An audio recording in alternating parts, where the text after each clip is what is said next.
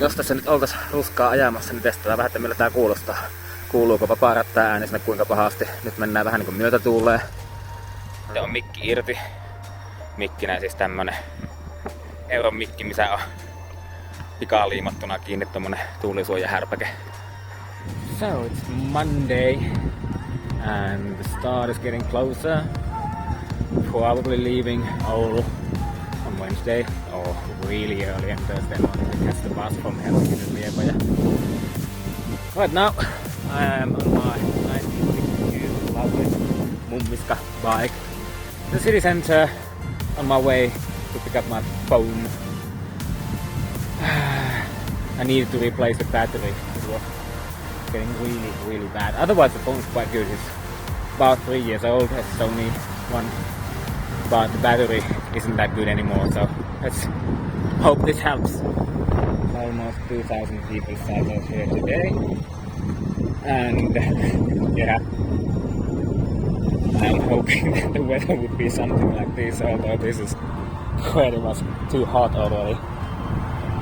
What is it, like 15, 16, 17, 18 degrees Celsius, and it's getting all the way until mid-September already, so this in a way is frightening.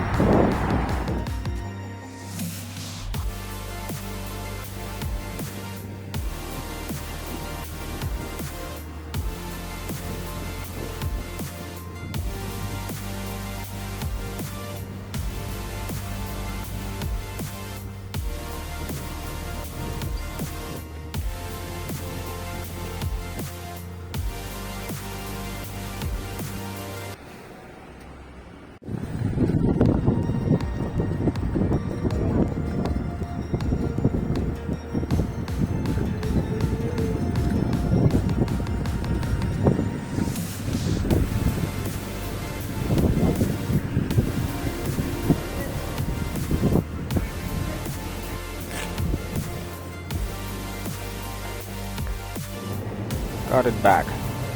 Hopefully it will be better than what it used to be. 100%. Alright. Off we go. Look at this wonderful saddle, by the way.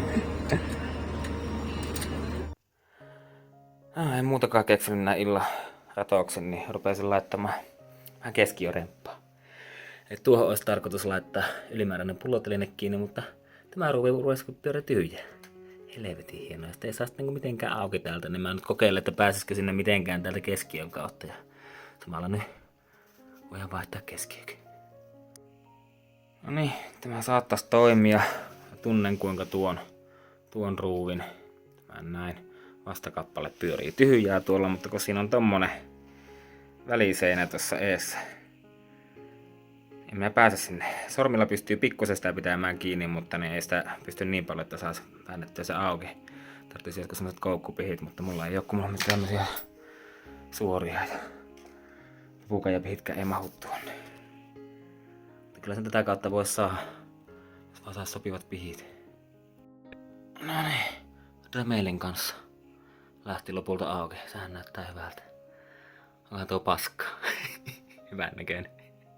Pitäis saada se vastakappale tuolta vaan ongittaa. Mä yritin sitä mukaan teipillä ottaa siltä, mutta eihän se onnistunut.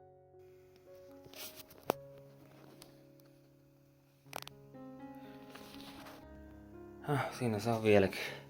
Kävin tuolla kaupungilla vähän pyöräliikkeessä ja kaverilta kysymässä vähän neuvoa, että mitä tolle nyt tekisi. Mietittiin, että tohon pistäis vaan sitten niinku tuohon lätkän päälle, mikä ei sit on nyt paikallaan. Pistäis korilla teippiä ja sitten tuohon pistää kuitenkin semmosen voilestrappikopio ympäri tohon, että se pystyy se pullo valmistus siinä, niin pistäis semmosen. Kaupassa on mennessä, että se pystyis siihen kyllä se uuden niitin laittamaan. Mutta ei uskalla nyt riskeerata, kun lähtö on niin vähän aikaa, niin mennäänpä semmosella sitten. Samalla kävin hakemassa viimeinkin postissa itselle uuden Toptube-väkin tuon vanhan tilalle. Ja mitä kaikkea sitä muuta tuli ostettua täältä tänne. Karjalan piirakoita ja tuossa on se laatikko, laukku, vähän patukoita ja sitten näitä K-Rauvan profiiremmejä. Ja nyt olikin jo joku, mutta ihan niin kuin nämä olisi pikkusen punaisempia kuin ne edelliset. Sitten vähän smoothieita ja vähän lisää smoothieita. Nyt alkoi kiinnostaa mua, että onko nuo tosiaan niin eri värisiä. No niin, onhan näissä ihan selkeä väriero. Ehkä nämä vaan kulahtaneita, mutta musta tuntuu, että ei ne kyllä näin punaisia ollut nämä näin niin uutena. Mutta sitten kiinnostaa tämähän, minkälainen laukku sieltä tulee. Katsotaan. Laukku. Mitä kaikkea täällä sitten onkaan. Tämmönen. Se iso. Tuo on tosiaan niinku mä sanoinkin näytti kuvassa niin eri punaiselta, mutta on se silti ehkä sen kestä. Kun vertaa tähän vanhaan, niin siinä valtava koko ero. Näyttää, että tämä olisi mukaan lyhyempi, mutta se itse asiassa pitempi. Tämä voisi olla aika hyvä, että siellä on tosiaan läpivedot. Läpiveto tosiaan tuolle kaapelille ja sitten sen saa kiinni sekä pulteella että sitten niin ilmankin pulttia. No niin, tästä. No niin, se on siinä kiinni ja pulteella tosiaan kiinni ja välipohja, sivutasku, avainnauha, läpiveto uspilatuulille, pikkuverkkotasku kaiken maailman jutuille ja roskille ja muuta semmoista. Kyllä sitä autettiinkin. 31.8. lähti Bulgariasta tulemaan ja lupaa sitä viikossa tulleen. Niin. No, 4.9. jälkeen ei kuulunut juuri mitään siitä. Se oli Saksassa silloin ja kesti pitkään. Ennen kuin just niin kuin perjantai-iltana, nyt viime perjantai-iltana, nyt on tiistai, niin tuli sitten päivitys on saapunut Helsinkiin. Ja Helsingissä sitten niin pari päivitystä siihen ja sitten lauantai-iltana se oli edelleen Helsingissä ja luki, että se on kuljetuksessa, ei siis jakelussa, vaan kuljetuksessa.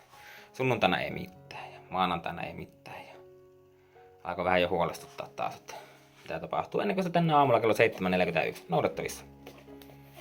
No hyvä niin, mutta ei olisi voinut kyllä kestää niinku, no ehkä se olisi vielä selvinnyt, jos olisi huomenna tullut samaan aikaan, mutta tiukalle meni, vähän turhan tiukalle.